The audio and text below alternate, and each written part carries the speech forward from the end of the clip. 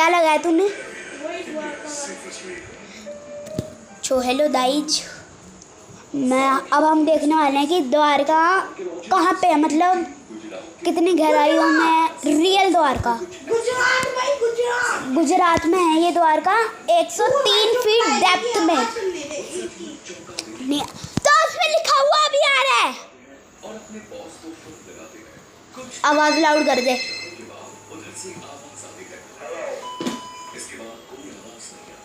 क्योंकि हैरान परेशान आर्कियोलॉजिस्ट बिना रुके वो हाल सुनाना शुरू करते हैं जो उन्होंने समुद्र में देखा, और उसे सुनते ही बॉस के हाथ से फोन छूट जाता है।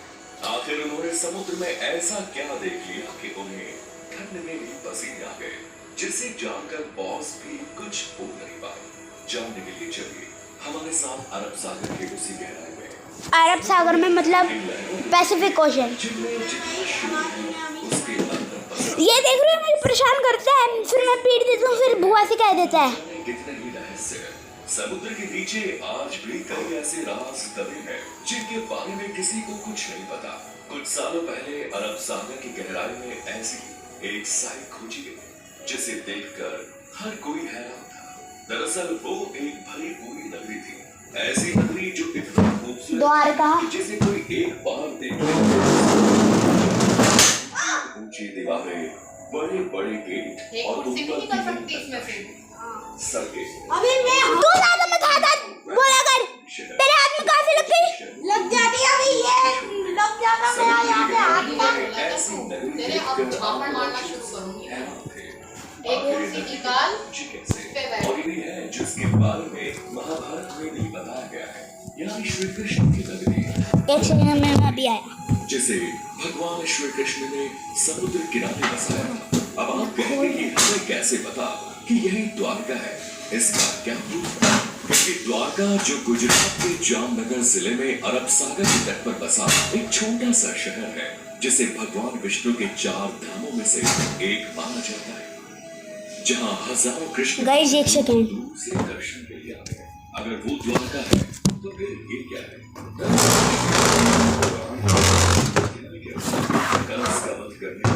भगवान श्री कृष्ण हम देख रहे हैं कि द्वारका की मिस्ट्री, या फिर द्वारका कहाँ पे है, कितनी गहराइयों में है। और ये मैंने आपको बता दिया था, 130 फीट डेप्थ में है। बार बार हो रहे इन आक्रमणों से न केवल मथुरा की प्रजा परेशान थी, बल्कि श्री कृष्ण भी दुखी हो चुके थे। इसीलिए उन्होंने अपनी प्रजा की रक्षा के लिए मथुरा से कई दूर जाना ही सही समझा, और वो अपने परिवार और पूरी प्रजा के साथ मथुरा से 1285 किलोमीटर दूर अरब सागर किनारे जा पहुंचे, और उन्होंने विश्वकर्मा को समुद्र के ऊपर एक नगरी बनाने का आदेश दिया। लेकिन समुद्र देव की मर्जी के बिना ये पॉसिबल नहीं था। इसलिए भगवान श्री कृष्ण ने समुद्र देव की पूजा की, जिससे खुश होकर समुद्र देव ने अरब सागर के बीचों बीच 12 योजन यानी करीब 153.6 किलोमीटर धरती गिफ्ट की। इसी भूमि पर भगवान विश्वकर्मा ने विशाल द्वारका नगरी का निर्माण किया। ये एक ऐसी नगरी थी जो आज की वेल प्लेन्ड सिटीज को भी मात दे सकती थी। ऊंची दीवारें, बड़े दरवाजे, बगीचे, तालाब, सोने के महल, सब कुछ बहुत ही खूबसूरत तरीके से बनाया गया। और इसी नगर के बीचों बीच था श्री कृष्ण का महल, जो बेहद आलीशान था। पूरे यादव वंश और पूरी प्रजा को यहाँ पर बसाने के बाद श्री कृष्ण वापस मथुरा गए और जरासंध से युद्ध किया। उनका वध करने के बाद वो अपने परिवार के साथ हंसी खुशी रहने लगे। लेकिन कहते हैं ना, यहाँ कुछ भी आपको जूम करके दिखा रहा हूँ सुख दुख ताकि दिख जाए अच्छे से। और श्री कृष्ण भी इसी चक्र का हिस्सा थे। दरअसल कुछ समय के बाद पांडवों और कौरवों के बीच युद्ध शुरू होता है, जिसमें भगवान कृष्ण अरे महाभारत मतलब सीधा महाभारत नहीं बोल सकते। आखिरकार पांडवों की जीत हुई और यहीं से शुरुआत हुई खूबसूरत नगरी द्वारका के सर्वनाश की। दरअसल महाभारत के स्त्री पर्व के अकॉर्डिंग माता गंधारी ने जब अपने 100 पुत्रों के शव देखे तो वो ये दुख नहीं सह पाए, और उन्होंने भगवान कृष्ण को अपने बेटों की मौत का जिम्मेदार ठहराया। ऐसा लग रहा है मैं फोन में देख रहा हूँ, देख। देख तो इधर तो देख, वंश का विनाश मैंने इतना जूम करा। वैसे ही 36 साल बाद पुराने वंश का भी ऐसे ही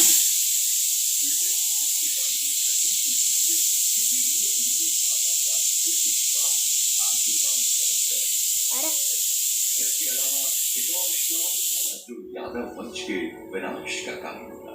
एक बार की बात है जब द्वारका के पास बसे पवित्र स्थल पिंडारक में कई ज्ञानी साधु संत इसका पार्ट 2 आएगा जिसमें हम आपको सुनाएंगे दुविधा पार्ट 2 विद बीट्स। के साथ मिलकर ऋषि मुनियों तपन उसमें बीट सही डाल लियो, की सोची। फिर क्या उसमें मैं डमरू तुझे दूंगा। नहीं ऐसा करते हैं, साधु संत मुझे एक गाना याद है उसमें। उसने ऋषि मुनियों से अपने होने वाले बच्चे के बारे में पूछा। ऋषि मुनि अपने साथ हो मम्मी, खाने में क्या है? साथ से क्रोधित हुए और उसने सांब को श्राप दे दिया कि वो एक लोहे के मूसल को जन्म देगा जो यादव वंश के विनाश का कारण बनेगा। अब श्राप तो एक ही भारी होता है। यहाँ तो 4x पे, अब 4x पे दिख रहा होगा अब। सांब के कपड़ों से एक लोहे का मूसल मिला।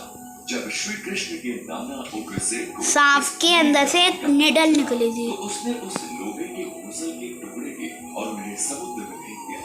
यही उन्हें ये गलतफहमी हो गई कि ऐसा करने से उन्होंने यादव वंश को इस श्राप से बचा दिया क्योंकि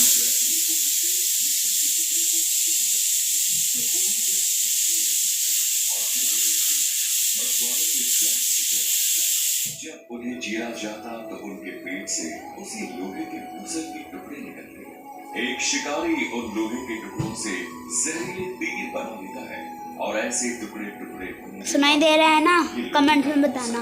एक बार फिर तैयार हो जाते हैं। तेरे भी कमेंट देखूंगा तेरे में क्या आया, कि तेरी आवाज सुनाई दे रही थी कि नहीं। 36 साल बीत चुके थे। पहले मैं वीडियो अपलोड कर लूं। चुका था जब माता गांधारी के श्राप को गांधारी पूरा यादव वंश नशे के अबे डूब चुका था। धीरे धीरे उन्होंने आपस में ही लड़ना शुरू कर दिया। फिर क्या था, अंदर ही अंदर यादव वंश में युद्ध छिड़ गया। भाई भाई को मारने लगा और धीरे धीरे पूरे राजवंश का विनाश हो गया। ये सब देखकर बलराम जी ने धरती का त्याग कर दिया और श्री कृष्ण जी जंगल की तरफ निकल पड़े। कुछ देर चलने के बाद वो एक पीपल के पेड़ के नीचे जाकर गिर गए। तभी ये थोड़ी ना, बिल्ले भी तो थे बलराम दाऊ पहले। ये वही तीर लग गई थी उनके पैरों में।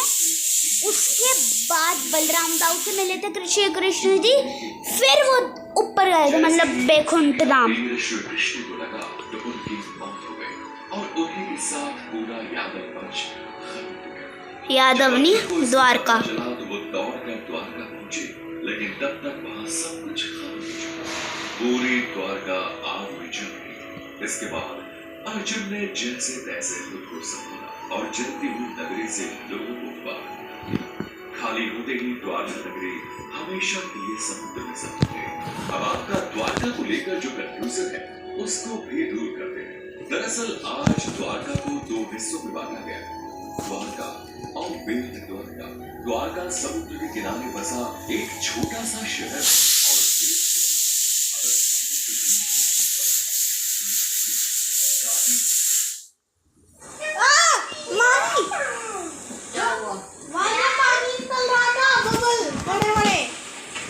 एंड आपको मिस्ट्री पता चल गई। तब तक के लिए bye bye, tata see you. And मैंने ना उस वाली वीडियो में लिंक डाला है। क्या, कौन सा लिंक डाल रहे थे हम? लिंक में डाल रहे थे कि ये वीडियो का अच्छा, मेरे चैनल का लिंक डाल रहे थे।